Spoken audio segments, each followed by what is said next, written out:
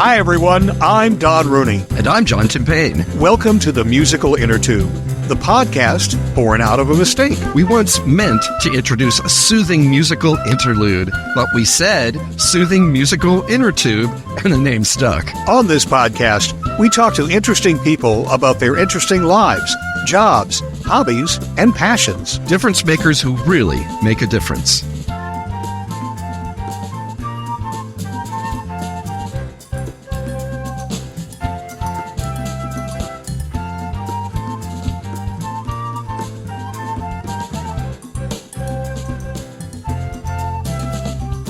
We are very pleased to welcome Amy Julia Becker today to the musical Innertube. Amy Julia, who we'll call AJ, helps people reimagine the good life through her writing and speaking on disability, faith, and culture. Those themes run through books that she's written, such as To Be Made Well, White Picket Fences, Small Talk, and A Good and Perfect Gift. She also hosts a podcast titled Reimagining the Good Life. A graduate of Princeton University and Princeton Theological Seminary, AJ lives with her husband and their 3 children in Western Connecticut. She's here to talk about many things, including her wonderful recent essay titled Caring for Humans is Slow, Messy, and Beautiful, and subtitled The Hidden Human Cost of U.S. Aid Cuts and 6 Ways to Respond When We Feel Powerless. Welcome, AJ, to the musical Innertube. Well, thank you so much for having me. It's really fun to be here. Oh, really? I think it's just about time I had you on my podcast. You don't have to have me on yours, but I wanted to have you for a long time. So, AJ, Yes.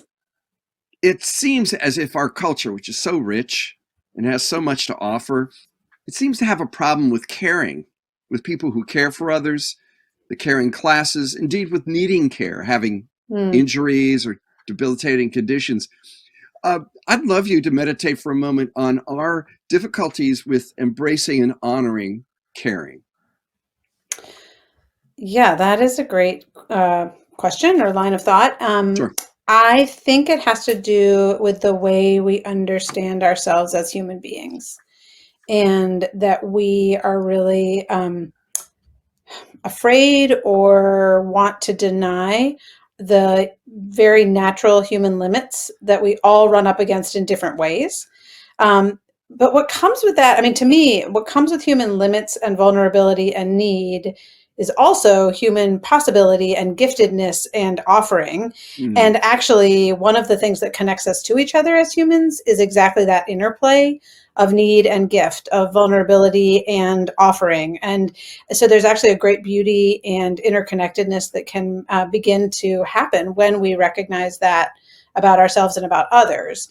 But when we kind of divorce, when we put caring over here and needy people over here in this category, and then we put like the strong people in a different category, instead of saying, actually, this is just a human category and we all belong there. When we start to divorce those things, I think that's when we get into trouble, create kind of a hierarchy of, in our culture at least, a hierarchy in which the people who seem to not need care. I don't think there actually are any of us who don't need care, but who can pretend that we don't. When they, whoever it is, are on top, that's when I think we start to get into that trouble, which we see in our culture as far as not just the rhetoric around caregiving or the amount that we pay. I mean, literally, whether that is a teacher or a nurse or, you know, all sorts of people in the caring professions, and the kind of concept of, some of the language around and attitudes around disability. I mean, I could go on and on, but that's where your thinking led me in the beginning, at least. No, and I think it's a beautiful and wide-ranging answer, because those of us who are lucky enough not to be sick, not to have disabilities, it almost seems as though we're arranged on one side, separate from those who must be cared for, and there almost is like there's an opposition or almost a shame attaching to it sometimes. And I've always noticed. I mean, one of my favorite writers is Deborah Nussbaum, who is really good on this. And it seems to me that the caring classes, especially, I mean, they're underpaid in this country. And and we make much about how, as you point out in your essay, how messy the whole thing about caring for somebody can be. Any one of us who've had to care for someone for any length of time, and that includes all three members that are talking to one another right here. Don, I know, has had to do a lot of caring in his life. I've had to do a little. You do some because of you're a parent. Hello, you know, and we know what caring means. We know it's messy. We know it's not efficient. And yet somehow it seems as though the argument is, well, it should be more efficient. It should be cleaner. Yeah, and it should be productive somehow. I mean, again, it kind of goes back to what we value, and we do, especially in American culture, we value being able to put a dollar amount on what we produce. But I think what gets us into trouble is when we then think, when we start to imagine ourselves as people whose identity comes from what we produce and what we can prove is valuable, there's a constant need to continue to do that. It's relentless. And at some point, I mean, if we are not, hit by a bus and kind of taken out very quickly, all of us are going to be in a position of needing care, whether that's physical or, I mean, as we look at the statistics about our culture right now, whether it's adolescents or adults, the people who are in like high achieving schools or professions are incredibly lonely and have like a serious mental health crisis going on. So they might be being rewarded for actually behavior that leads to a lot of loneliness and depression and anxiety.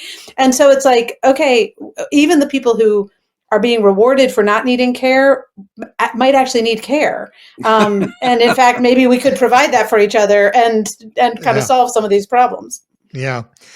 First of all, AJ, I want to commend you for talking about people who are slow, messy, and beautiful, because that describes John to a T. Well, the first two, slow and messy, I would, okay, all right. All right. But thank you, Don. I love you too, and the Valentine's in the mail. Trying to throw a little bouquet your way, but thank you so much.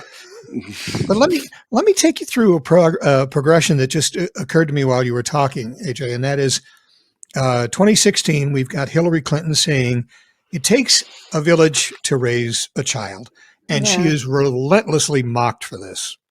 And then we have just a few years ago, the Surgeon General of the U.S. saying we have a loneliness crisis. Mm-hmm. We have a crisis in this country where, like you said, people are not connecting with one another. And of course, all sorts of glib things are made about cell phones and that sort of thing, keeping us apart. But really, people are keeping themselves away from others. There's seems to be an active thing of, I don't need anybody else and I don't need anything else. And now we've got, of course, the macho boys who are out there to make a buck running the country. So we seem to have slid down this path in a very short amount of time that leaves us kind of in the mud at the bottom of the hill, where everybody's on their own and nobody needs anybody else, or they say they don't. And it's kind of to me, it's a divorce of what people actually are. And that is caring, communal human beings, creatures that need other creatures. I mean, when we're born, when an animal is born, it gets up and walks away and starts eating or something. When we're born, it's easily 9, 10, 12, 14 months before we can do anything like that. So we need people from the very beginning. Yeah. And it, again, the word needy is often seen as a negative. One of the ways I really began to contemplate this is when our daughter Penny, who's now 19, but when she was born and was diagnosed with Down syndrome, I guess I realized that I had put disability and defect or disordered in the same category. So I thought that if you have a disability, there's something kind of fundamentally wrong about you, your humanity. I didn't mean to think that, but I realized I did. And so I kind of played it out like, okay, so what do if I think that disability is some sort of deviation from a norm or an ideal, what do I think the ideal is? And as I played it out in my head, I realized that my vision of an ideal person was kind of like Superman or Wonder Woman, where it was like, you can do everything by yourself and for yourself. And I thought, that is like the saddest vision of a human I can come up with. And yet it's the one that I'm walking around with as if it's great. And so having a child with a disability made me recognize that, again, human limitations are so inherent to who we are. We can see that, as you said, with any infant. But what if they're actually true and part of who we are all the time? And what if they're actually what enable us to be in relationships of love? Because my limits and my gifts kind of intersect with other people's limits and gifts in, at least theoretically, what can be a really beautiful way. And so instead of seeing myself as inadequate because there are things I can't do for my kids, or, you know, things I don't love in the world, I can actually just celebrate the fact that there are other humans who are able to step into those gaps, or to create works of art that I'll never create, or to build machinery I will never build, or whatever it is. I think there's like an opportunity for celebration instead of competition, and for really, as you said, being the communal creatures that we are, I think, kind of designed, or have learned that about who we are. So yeah, I think that our understanding, our kind of rugged American individualism, only goes so far in terms of being in any way healthy or making us whole. It's interesting too, isn't it? That I mean, there's even been a book written, a very famous book, Bowling Alone, Yeah. which talks about the inherent isolationism of a lot of American life. A lot of folks, first of all, they sort of live their lives at work. Because that's sort of what work is. And you come home and maybe you have 4 hours a day to spend with your family, if that. But a lot of people never reach out and connect, to any great degree with others. Certainly once outside the family, a lot of folks don't have that many contacts. And it's interesting, I think, because as you say, that posits a model that's not working, a model of the way, what a person is. There's something about it that is not adequate to what really happens. For example, your daughter, Penny, you've written so beautifully about her over the years. I'm just wondering, how's she doing right now? What's up with Penny? Well, Penny's 19, which means she finished high school last year, and she is now in a program at a local college where she is taking one class, auditing a class, and also doing some work on campus and taking what they call like a transitions class. So developing skills towards whether that's, getting a job or, having just positive social interactions, which has been really good. It's been a great program so far. And she's also, she takes a couple of dance classes. She's going to hopefully have a summer job. She is 19 and she doesn't drive, which is, I think, for her becoming a little bit of a reality. That's we're working on figuring out, okay, how do you use Uber? And she hopes in a couple of years to do a residential college program where she would, her long-term goal would be not to be living under the same roof as her mom and dad. We'd be happy to have her, but for good reason. She is a 19-year-old who's thinking about that. And so again, Penny does have limits, as I just mentioned. She's not driving. She's 4'6", which is in part because she comes from a very small mother, but also because of having Down syndrome. And she is a very concrete thinker, and abstract problems, math, a lot of social interactions can be challenging for her. Sure. But then she also has things like, it's really interesting. She is the person who moves and thinks the most slowly in our family. And I've always seen that, again, as something that's kind of like an unfortunate aspect of like poor Penny. She doesn't move as quickly. And it was really interesting because a couple of years ago, she was writing down goals for her life. And one of the things she wrote down was not rushing as a goal. And I thought, wait a second, Penny does not see moving slowly as a detriment, as a problem about her. She sees it as like a lovely way to be in the world, that her family is the problem. Like we're the ones getting in the way of that, You're too and it was fast. really, totally, we're too fast. And it was such a great, again, in terms of what we're talking about here, that sense of like, I have someone in my life who invites me to slow down. How wonderful is that? Like, Right. how much can I appreciate that? And it doesn't mean there are times when we need to get out the door and she has to like hustle. And then, Right. but there are other times where it's like, you know what? You need to not be quite so fixated on, making this happen really quickly. And it's a little thing, but it also speaks to the ways that when we are in relationships with people who have different gifts and abilities and limitations than we do, it also can be tremendously beautiful and good. I was just going to say, Penny has taught you something.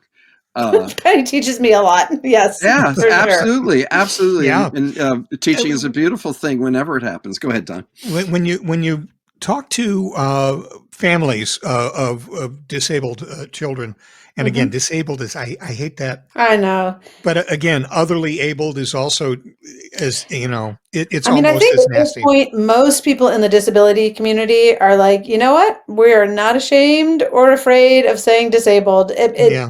I do think like the etymology of the word bothers me, but the sense of identity that it can bring does not. So anyway, There you proceed. go. When you talk to parents of children with disabilities, one of the things that I've noticed in my interactions with disabled people, with disabled children, and the families, is that these kids are smart. No matter what the physical limitations may be, and even some people that have some mental incapacities, inevitably the children that have the least athletic ability or whatever have brilliant minds and are thinking 2 steps ahead of you most of the time. Do you find that? And do you find that the other families are saying things like that? There's such a wide range. And so it's really hard to make categorical statements about, and this is true of any group of people, but when you're talking about disability, you are talking about, as you might have mentioned, like someone who has cerebral palsy and uses canes to walk around. And you're talking about someone like Penny who has essentially no physical disabilities and truly has a hard time with a multiplication problem, a very simple multiplication problem. You're talking about intelligence that is, if you give Penny a battery of intelligence tests, there are some things where she's going to, they call it a scattershot score, where there's some things that are going to be off the charts low and others that are just like her typical peers.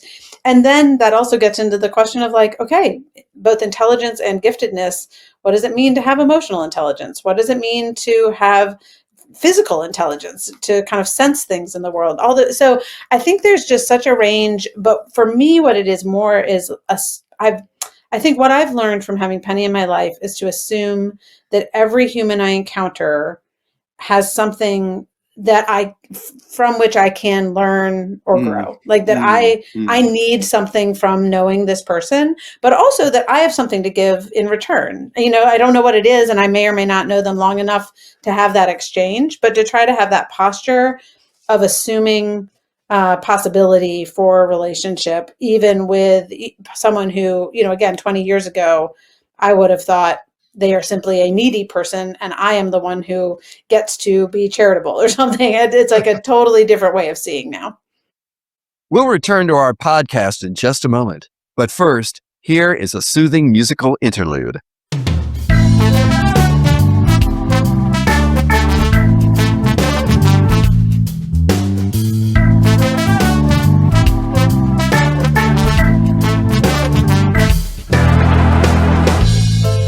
Amy Julia Becker is a writer, speaker, podcaster, essayist, and author. She aims to help people reimagine the good life through her writing and speaking on disability, faith, and culture. AJ is the author of books that include To Be Made Well, White Picket Fences, Small Talk, and A Good and Perfect Gift. And she is the creator of the Reimagining Family Life with Disability workshop. She's also a guest opinion writer for national publications that include The Washington Post, Plow, and The New York Times. And she hosts the Reimagining the Good Life podcast.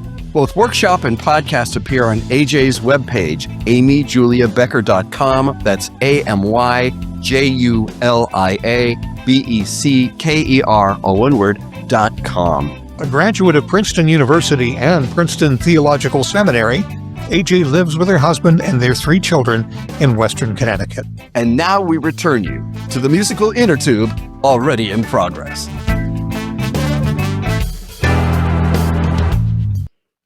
So this essay, which moved me to call you up and get you on the show, Yeah. It starts in a beautiful place. It starts where we've just been talking about, actually, which is you saying that your experience as a parent has shown you what the nature of caring for another human being is like. And as you say, it's 3 things: it's messy, it's slow, takes a lot of time, right? It can be sloppy. It can have as you said, it can be hard to see progress, hard to see any productivity coming out of it, but it's also beautiful, as you've also said, that there are things that the one who is cared for. I'm going to be like Boober and I and Now in a minute, but the one who is cared for is actually changing places sometimes with the carer, and the 2 of them care for each other. There's so many beautiful things that happen, and then you move to our present situation, where there's been an order going out for, or at least the threatened order, of a near total freeze on foreign aid, including really cutting into U.S. aid and reducing staff from around 10,000 to 290 people. And I think you point out very nicely in your essay that there's certain assumptions about what is waste, right? And Right. and there's certain intolerance being shown for the messiness that always comes with human caring. But you also talk about the hidden human cost of such cuts. And I'm wondering if you would expand on that a little bit for our listeners. What are some of the human costs if we were to cut this deeply and say fire 9,800 of the 10,000 people who now work for different kinds of international development efforts? Yeah, I mean, I think those costs are wide and deep in multiple ways. So, there's the cost to the Americans who are doing this work in terms of losing their jobs and their families and the ecosystems of people who depend upon their family's income. There's, one of the things that has come up is the farmers who are providing a lot of food for USAID. And again, many of them are American farmers who all of a sudden are not, don't have anywhere to sell their crops. And so, Right. so those kind of, wait a second, is that what we just meant to do? And then I think in the essay I write about a friend of mine who runs an organization called Special Hope Network in Lusaka, Zambia, among the poorest of the poor, serving families who have kids with intellectual disabilities, who are largely in their culture really seen as the lowest of the low status wise. And it's just been really beautiful to follow their work now for many years. And I asked, how is this affecting you all? Because they don't get USAID funding specifically. So I was just curious what they were seeing. And they said, well, first of all, the foreign aid workers who are not, locals have already left. Like they're gone. And so it's not just that they may or may not have lost their jobs, but everyone, again, who is depending upon them to buy food at a restaurant tonight, or to, pay for their kids to go to school, or to pay for someone to garden, or that whole infrastructure is gone. But then also, I think the most acute cost right now in human terms is this question of HIV/AIDS and the antiretroviral drugs that are truly life-saving for, hundreds of thousands. I don't think I'm exaggerating to say that if we're talking over time. I was actually speaking to another doctor today who is an American doctor, but in a mission hospital in Kenya. And he said, we were looking at a horizon where HIV/AIDS was going to be like polio, where it's like, oh yeah, there was this thing that people used to have and it was terrible. And occasionally we see one of these things, but it's just, and he's like, that's where we were headed. And now, we truly don't know. So again, we can argue about the kind of benefits of that type of aid from a I think there's a humanitarian argument. I actually also think there's a national self-interest argument for it, like that purely from a political please make perspective. it. Yes, please make that argument.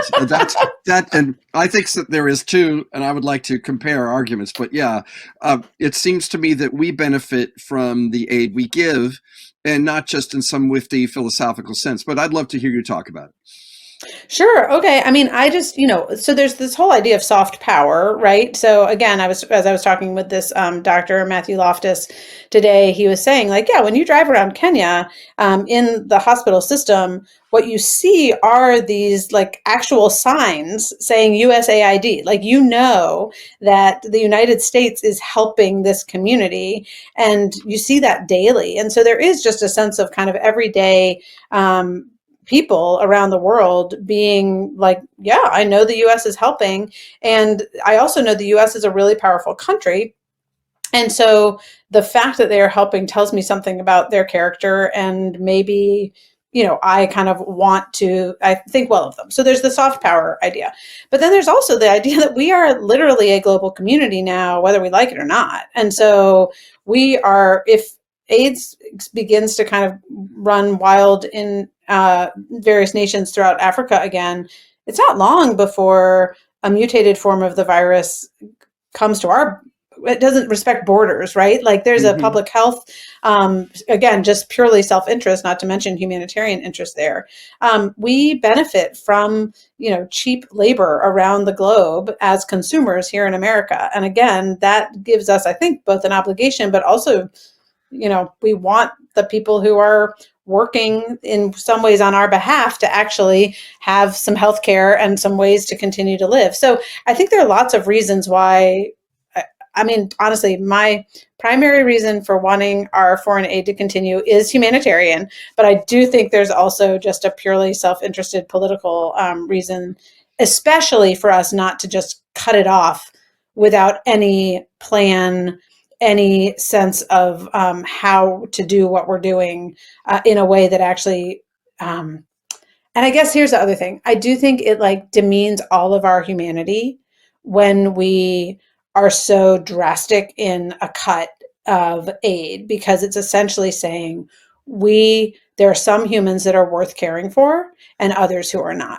And when we say that about, a child who is in Kenya, it's not long, and maybe it's not any time at all, before we're saying the same thing about a child who's in America, but who, back to our earlier conversation, does not measure up to a standard of productivity or sufficiency or independence. And that all concerns me a lot because, as I said, we're all vulnerable humans and we need each other. And if we're going to pretend that's not the case, I don't know what's going to happen. Yeah. At one time, we thought we wiped out, we wiped out polio, we wiped out smallpox.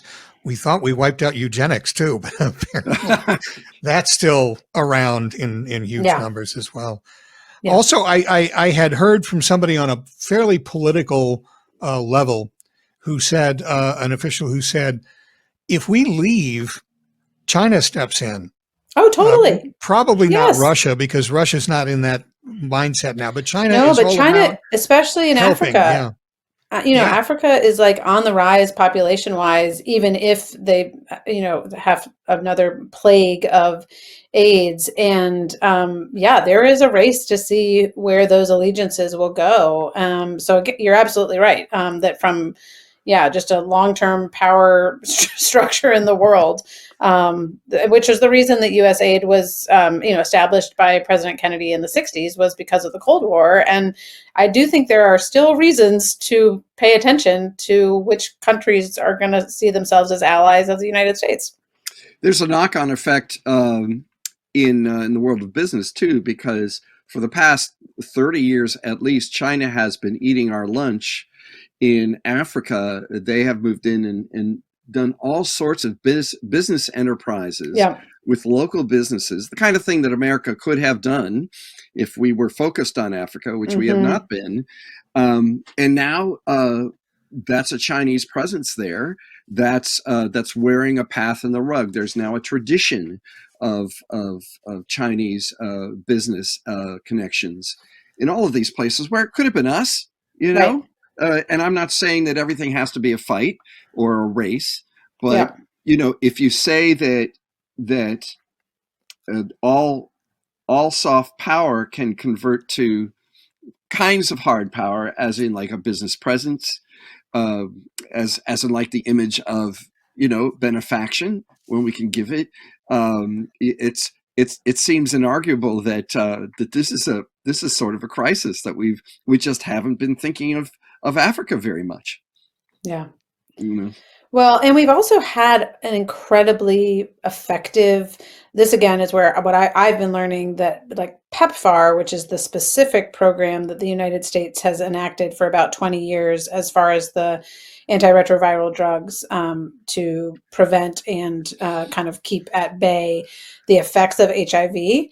I mean, have just been transformational for families, communities, nations, and we've done that like really effectively, and that is as actually separate from USAID. Like it was a newer program, but this freeze on foreign aid has completely affected and potentially decimated that program as well. So yeah, the sledgehammer approach, which I also write about, just to me seems unconscionable, but also just like really short-sighted for all the reasons we just stated.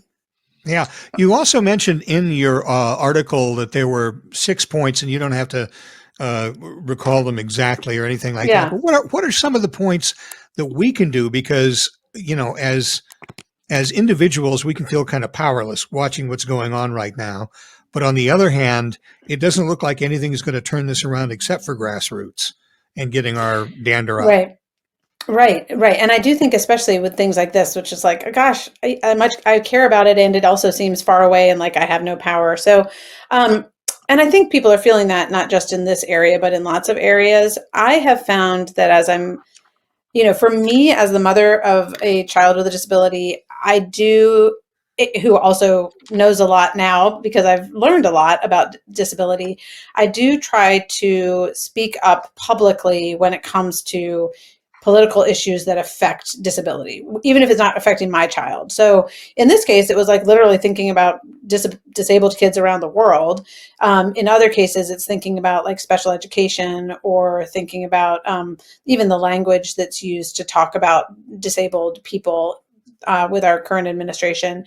And like that's an area where I'm going to speak up. But there are other areas where I'm not, because of both exhaustion as well as like I might have an opinion, but I don't necessarily know what I'm talking about. So one of the things I said in terms of how we can respond is to speak up sometimes.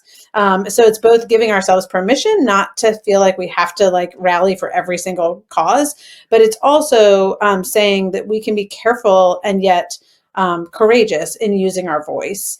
And in fact, I think people listen more when that's the case, when they know that you're not just like jumping on every single bandwagon. Mm-hmm. But then also, I think it is still in our, that we need to be good listeners, especially to people with whom we disagree. John, I think you mentioned earlier just that sense of like not, bowling alone, not having as many friends outside of kind of our families. I read the cover essay for The Atlantic recently was about how we've gotten closer to our families, like literally the people we live with, and to our tribes, the people we connect with online, or, in the kind of information ecosystem of I'm only hearing people who agree with me. What we have much less of is literally knowing our neighbors, being a part of institutions, whether that's a faith community or a school or a civic organization, where we don't actually politically agree, but we do want to get the local park cleaned up so our kids can play soccer. Right. Or whatever the civic thing is. And so it's those relationships that we need, but also those conversations we need to have. I was in a small town. We just recently moved, but of about 3,000 people.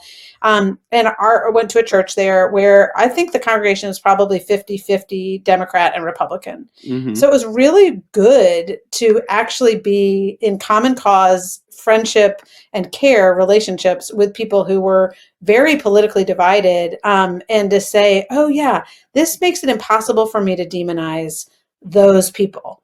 Yes. Because they are my people. Like they are my people. And so that was actually, so I do think those types of relationships and conversations of listening and kind of careful disagreement are important. And then, of course, there are things like calling our senators and representatives and taking that type of political action that still does make a difference. And again, I, as a person of faith, do believe that, like, actually prayer, and in this case, the type of prayer I think I wrote about was called lament, which is to actually cry out and say, this is not okay. And to, like, that's actually a form of prayer that we find in the Bible.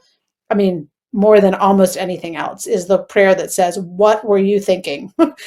This is terrible. So I think that's important for people to know, that, like, there's like a structure and permission in at least the Jewish and Christian traditions for saying, this is not okay. And I'm going to actually pause to lament for that, which I think is actually an act of hope, because it's saying, I'm going to complain about this to God because I believe it's not the way it's supposed to be. And that, I think, can be empowering, actually, in terms of, like, okay, what is my small but faithful step I can take in my very ordinary everyday life that actually moves towards that hope and against a place of, like, cynicism or despair. Yes, I think that very often, it just happened. It's not just now, but I mean, in American social discourse, it often seems as if everything is reducible to party differences and partisan differences. But as a matter of fact, most of what we do has no reference to that. Mm-hmm. Right. I mean, helping a neighbor dig his garden, or do a clothes drive for the needy, or there's so many things that don't really have anything to do with the partisan dialogue, Right.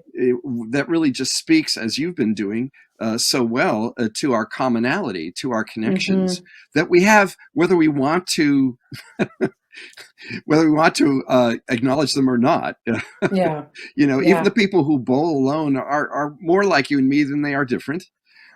So I love how you do list. I want to make sure that we sort of nuggetize this for a minute, but there's sort of this six. It's not necessarily a step-by-step thing, but the question, what can we do? It does have a few answers. I mean, you've talked about lament, right? Yep. Crying out in prayer and call for a break through the suffering. And then I love the way you've put this: speak up sometimes. That is, don't be scattershot yourself. Look at what you can focus on, that you can really talk about. Not everybody's going to be just as good about interplanetary travel and plants, right? Not everybody, right? Don is very good at both, but he's an unusual. That's only because I have that space seed in the backyard. I think I helped you plant that. I think so, yeah. Yes, you did. And so speak up sometimes, very well put. You've just talked about having difficult conversations, calling your senator and or representative. I think a lot of people feel they can't do that for some reason, that, but in fact, you're supposed to. They're constituent service actually isn't that partisan. It's, people calling, say, can you get me, I'd like to talk to this person. I need an entree. I need to talk to somebody in government. I don't know where to go. These are not partisan problems. And senators and representatives, that's what they actually do most of the time. Most of the time, they're not voting. They're not in front of the camera. They're fielding phone calls, and they and their staffs are trying to figure out who needs what and how can I help them. But I'm saying it is there. You are a citizen. It's something you could do. And then respond instead of react. I love that. In other words, reaction is things like anger and fear. Respond is something like grace and hope and understanding, right? Where they're both kinds of responses, but one is more reactive and unthinking. It's more visceral. And a lot of the time it precludes further conversation. Right. And the notion of real response is an invitation to dialogue at the end of the day. Most reaction is not that. Right. Most reaction has a shut up component, right? And then finally, remember what you're for, not, in other words, be for something, not just against things, which I think is such a good piece of wisdom. Thank you. Yeah, that, as I was kind of working on the piece, it was that final one that took the longest for me to even be like, oh, right, right. Yeah. Because honestly, I think actually that's maybe related to the react and respond, that what we're against can get us very animated and heated, but there is a sense of also at a certain point, it's just exhausting and not worth it. Like being against something, I don't know, at least for me, it only animates me for so long. But I feel like I can be for what you just mentioned, love and hope and joy and justice and goodness and beauty in this world. Like that can sustain me forever. And not to say I always have the answers or know exactly what, policies are on the side of hope and beauty and justice, but at the same time to remember that that is actually what any hard conversation I'm having, or any time I'm putting myself out there online, knowing that I will be getting whatever comments, in disagreement coming back my way, to be doing that for something and not just against something, excuse me, helps a lot. I'd love everybody to read this essay, which I think is so beautiful. The name of the essay is Caring for Humans is Slow, Messy, and Beautiful, and the irony and the loving kindness in that title just speak volumes. And that's what AJ is about. So thank you so much for joining us. Thank you so much for having me. It was really, really nice to be with you both. You bet. And thank you for listening to the Musical Innertube. Hey, let us know how we're doing. Send us an email at musicalinnertube, all one word, @gmail.com. Do you know someone with a great story to tell? Let us know. Send us an email or log in to our website, musicalinnertube.com, and click on the microphone in the lower right-hand corner to leave us a voicemail. And while you're on our website, take a few minutes to listen to past episodes of the podcast. They're all there, along with pictures and biographies of our guests, blog posts, and lots more. And as always, our thanks to virtual band Car Radio Dog for providing us with our theme music.